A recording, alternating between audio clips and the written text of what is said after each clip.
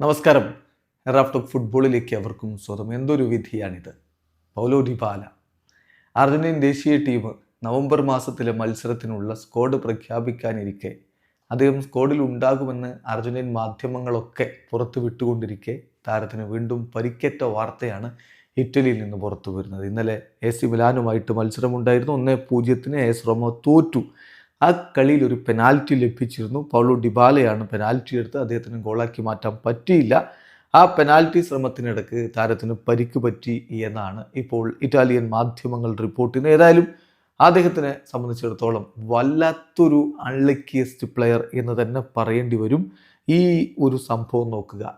Argentine ദേശീയ ടീമിലേക്ക് അദ്ദേഹത്തെ എടുക്കുന്നു, പരിക്ക് പറ്റുന്നു, പുറത്താവുന്നു. അല്ലെങ്കിൽ ദേശീയ ടീം പ്രഖ്യാപനത്തിന് സ്കലോനി ഒരുങ്ങുന്നു, ഡിബാല സ്ക്വാഡിൽ ഉണ്ടാകുമെന്നൊക്കെ പറയപ്പെടുന്നു, വീണ്ടും പരിക്ക് പറ്റുന്നു. ഇങ്ങനെ എത്ര തവണയായി കഴിഞ്ഞ 2 വർഷത്തിനിടയ്ക്ക് സംഭവിക്കുന്നു. One of the unluckiest players in the world when it comes to injuries എന്ന് പറയേണ്ടി വരും. ആ രൂപത്തിലാണ് ഇപ്പോൾ പൗലോ ഡിബാലക്ക് സംഭവിച്ചു കൊണ്ടിരിക്കുന്നത്. ഏതായാലും ഈ മത്സരം AS റോമക്ക് സമനിലയാക്കാനുള്ള കിടിലൻ അവസരമായിരുന്നു 82ാമത്തെ മിനിറ്റിൽ. പക്ഷേ അദ്ദേഹത്തിന് അത് ഗോളാക്കി മാറ്റാൻ കഴിഞ്ഞില്ല.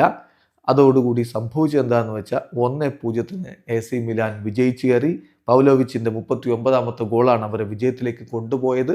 അപ്പം AC മിലാൻ ഇപ്പോൾ കുതിച്ചുകൊണ്ടിരിക്കുകയാണ്. 10 കളികളിൽ നിന്ന് 21 പോയിന്റുമായിട്ട് അവർ 3ാം സ്ഥാനത്താണ്.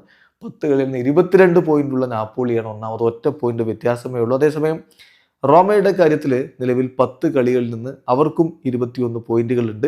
അവരാണ് ഇപ്പോൾ 4ാം സ്ഥാനത്തുള്ളത്. ഈ മത്സരം അവർക്കൊരു സമനില പിടിക്കാൻ കഴിഞ്ഞിരുന്നെങ്കിൽ, ഡിബാലക്ക് ഗോളാക്കാൻ കഴിഞ്ഞിരുന്നെങ്കിൽ തീർച്ചയായിട്ടും അവർക്ക് 1ാം സ്ഥാനത്തുള്ള ടീമിനോടൊപ്പം തന്നെ പോയിന്റ് പട്ടികയിൽ സ്ഥാനം ഉണ്ടാകുമായിരുന്നു. ഏതായാലും ഡിബാലയുടെ പരിക്ക് അത് വലിയ നിരാശയാണ് ആരാധകർക്ക് സമ്മാനിക്കുന്നത്. വീഡിയോ അവസാനിക്കുന്ന. ഫുട്ബോൾ ലോകത്തെ കൂടുതൽ വിശേഷങ്ങളുമായി റാഫ് ടോക്സ് വീണ്ടും എത്താം.